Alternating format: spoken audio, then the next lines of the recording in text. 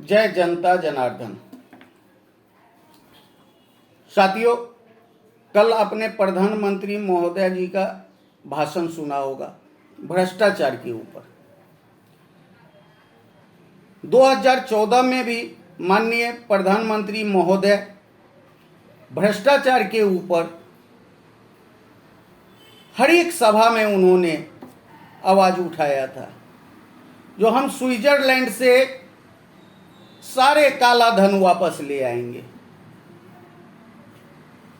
देशवासियों को माननीय प्रधानमंत्री महोदय से सवाल करना चाहिए, अब आप कितना झूठ बोलेंगे, कितना देश के जनता को गुमराह करेंगे। आज तक क्या आपका स्विट्जरलैंड का पैसा रिटर्न आया? प्रधानमंत्री महोदय जी को जवाब देना चाहिए। साथियों, ये जो स्विट्जरलैंड बैंक भ्रष्टाचार का सबसे बड़ा केंद्र बना हुआ है। आज आप यदि आप पता लगाना चाहते हैं, यूनियन बैंक ऑफ स्विट्जरलैंड में 300 लाख करोड़ ये भ्रष्टाचारी माफिया मंत्री विधायक, कितना 300 lakh crore union bank of Switzerland में भारत का पैसा पड़ा हुआ है। साथियों, भारतीय गरीब नहीं है। भारत देश कभी गरीब नहीं था, लेकिन गरीब किसने बना रहा है भारत देश के जनता को? ये भ्रष्टाचारी। आज भारत देश के अंदर जितने भी डिपार्टमेंट है, सारे के सारे डिपार्टमेंट भ्रष्टाचार में लिप्त है। यह मैं चैलेंज से बोल सकता हूं। और मोदी जी यदि इस वीडियो को देखेंगे और उनको यदि भ्रष्टाचार उनको यदि देखना है, तो मैं उनको जगह जगह कदम कदम पे उनको भ्रष्टाचार दिखाऊंगा। हमने हजारों पत्र आपको भेजा है प्रधानमंत्री महोदय जी, भ्रष्टाचार के खिलाफ मैंने भेजा है। शिक्षा डिपार्टमेंट, स्वास्थ्य डिपार्टमेंट, नगर निगम, नगर पालिका, पीडब्ल्यूडी, एसडब्ल्यूडी, आखिर इस सारे पत्र पे कार्रवाई अभी तक क्यों नहीं हुआ?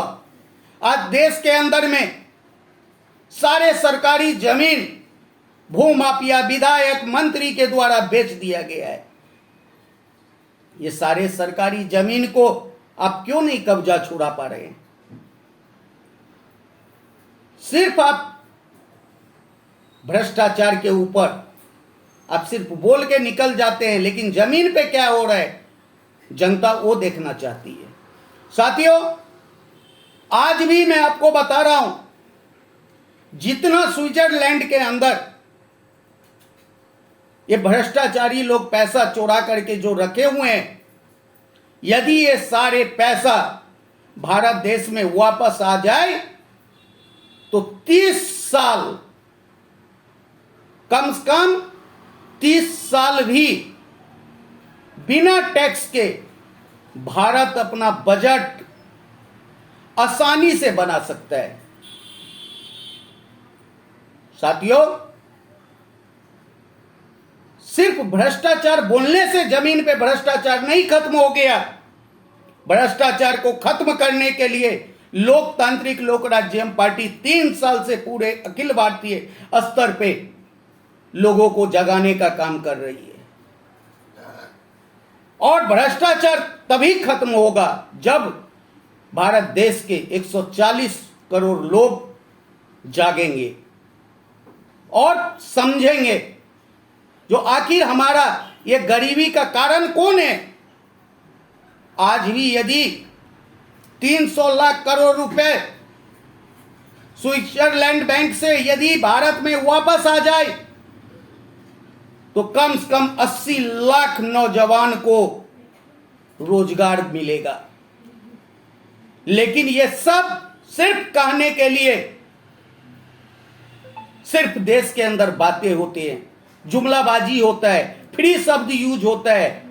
केजरीवाल भी लोकपाल के लिए बहुत बड़ी आंदोलन किया था, लेकिन आज करोड़ों रुपए की लागत का घर बना करके ये पैसा कहां से आया?